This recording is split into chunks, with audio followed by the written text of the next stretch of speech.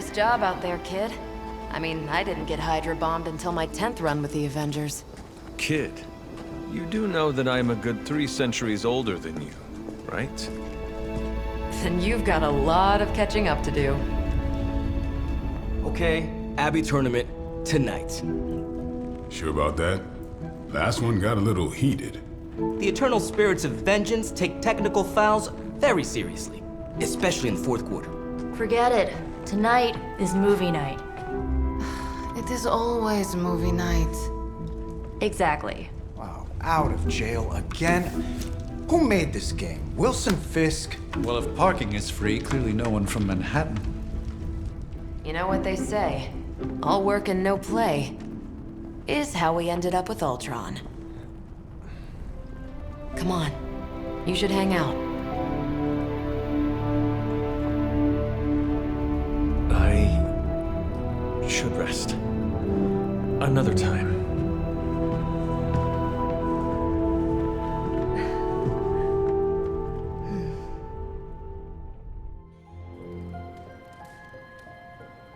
Let me see. How did this work again?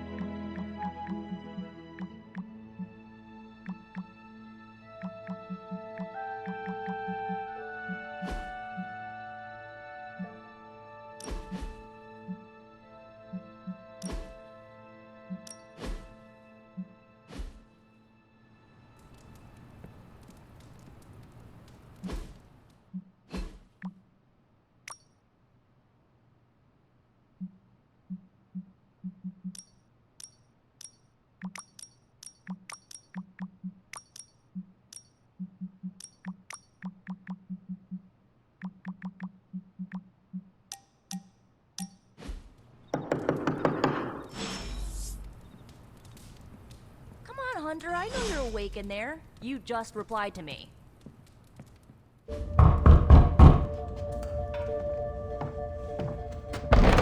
Good. You answered. Getting hard to keep finding ways to say open door around here.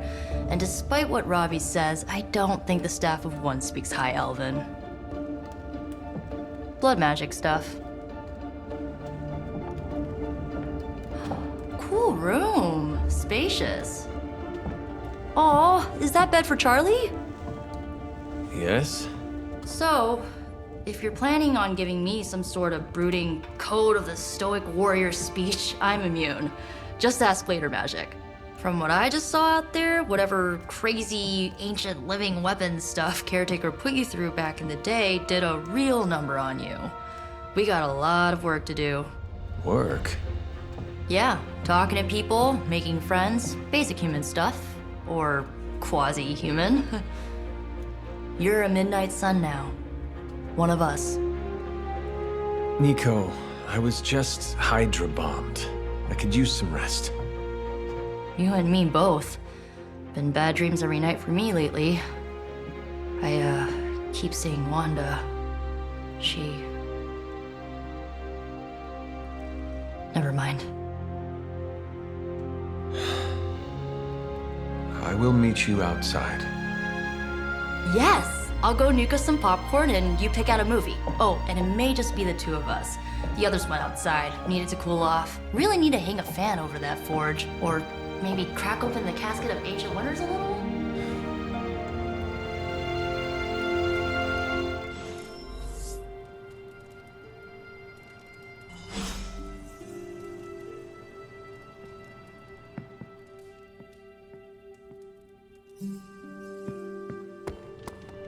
Something tells me you don't have a favorite movie.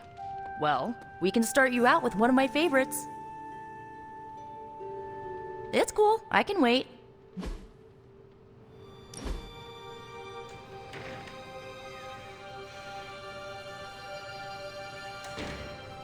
I know this entire situation's gotta suck for you. Not just the whole resurrected, chosen one thing. I get why facing Lilith won't be easy. I was 15 when I found out my mother was capital E evil.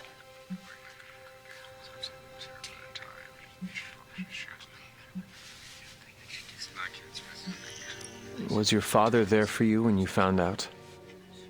Dad was evil too. Long story, lots of drama. There was a cool dinosaur. I'll fill you in later. Look, I'm glad my mother is gone, but yeah, at times I just want to hear her voice again. Some days I'd give anything to make that happen. Makes me hate her even more. Lilith gave birth to me, but Caretaker was my true mother. Right, so your adoptive mom raised you to kill your birth mom. You'll fit in perfectly. Enough about our crappy parents. You missed out on decades of good movies. It's my solemn duty to fill this knowledge gap with the best examples I can provide. So, the first thing you need to know, the glowing briefcase is a metaphor. I really needed that.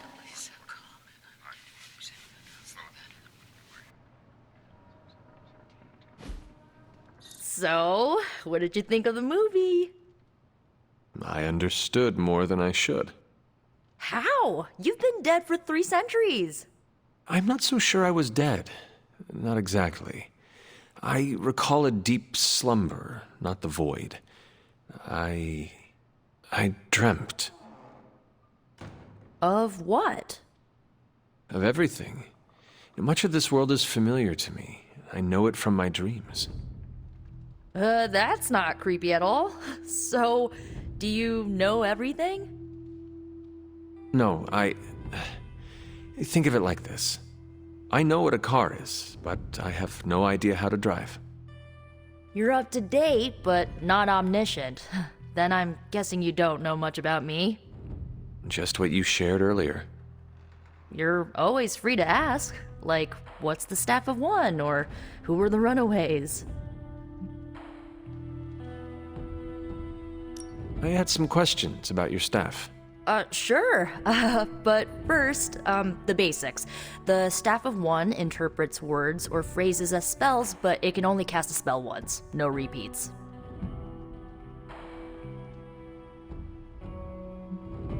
If each magical effect is unique, do you worry you will run out of words? Not really. I only use the staff's power when I truly need it. The rest of the time, I rely on more conventional means. Like, you know, magic. I had some questions about your staff. Go for it. Can you tell me how the Staff of One functions? It's, blood magic, so my own blood is required to summon it. You wouldn't believe how many adhesive bandages I go through each year. What about the words you speak? They come true. Kind of, and not always the way I expect. It's like making a wish, but you can never make the same wish again.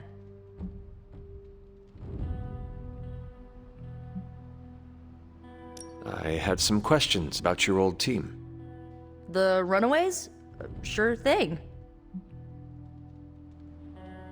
Were you all heroes who banded together?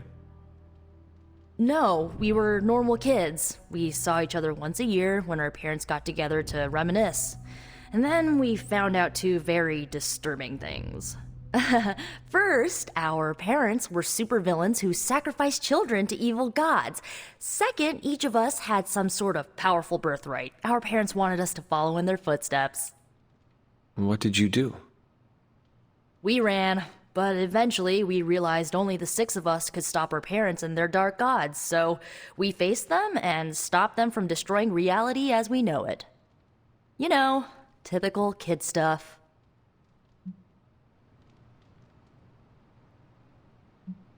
Who was on the team? At first, Chase with his mad science gear, Molly, our pint-sized powerhouse, Carolina, the solar-powered sweetheart. Gert had a telepathic link to Old Lace, a genetically engineered Deinonychus from the 87th century. I handled the blood magic, though I didn't understand it much.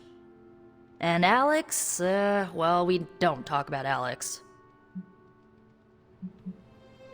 Where are your friends now?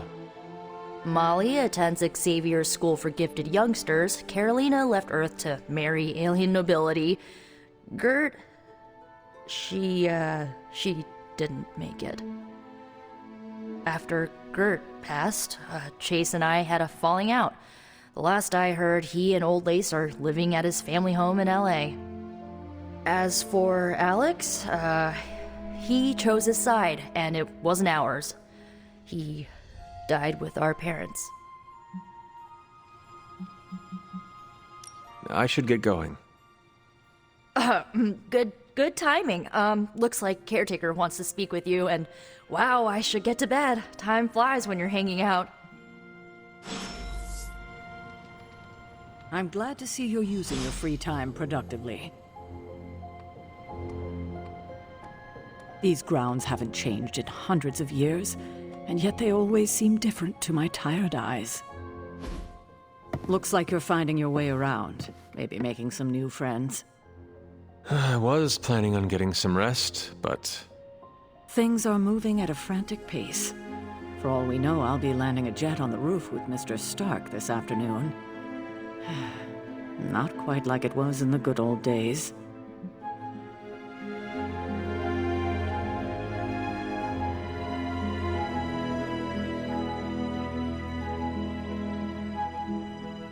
I remember many sleepless nights and blood-soaked days. Always on the hunt. I'll give you that. But there were times back then I wouldn't trade for anything. With both you and... Agatha. Where is Agatha?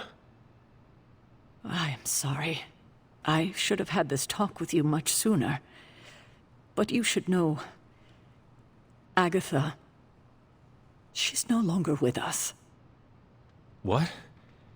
That is impossible. She was so... Fierce, indomitable, or maybe just kind to a fault.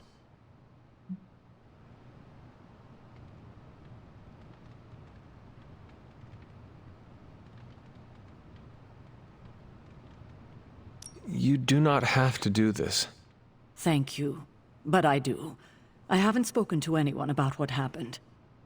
And more so than anyone, you deserve to know. Agatha died in an accident caused by her protege, Wanda Maximoff, the Scarlet Witch. The Midnight Sun's latest recruit, a powerful spellcaster in her own right. Perhaps the most powerful Agatha and I had ever seen. Wanda's abilities were growing. Too quickly for my liking.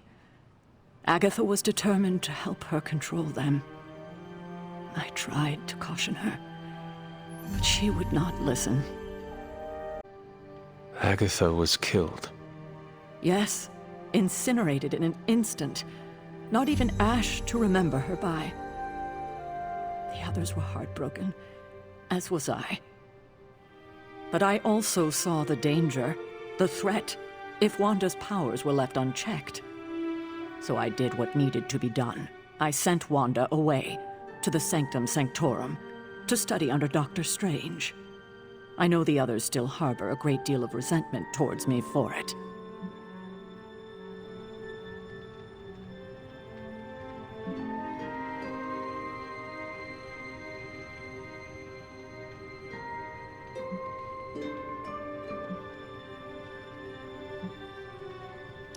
I do not envy you. That must have been a difficult decision.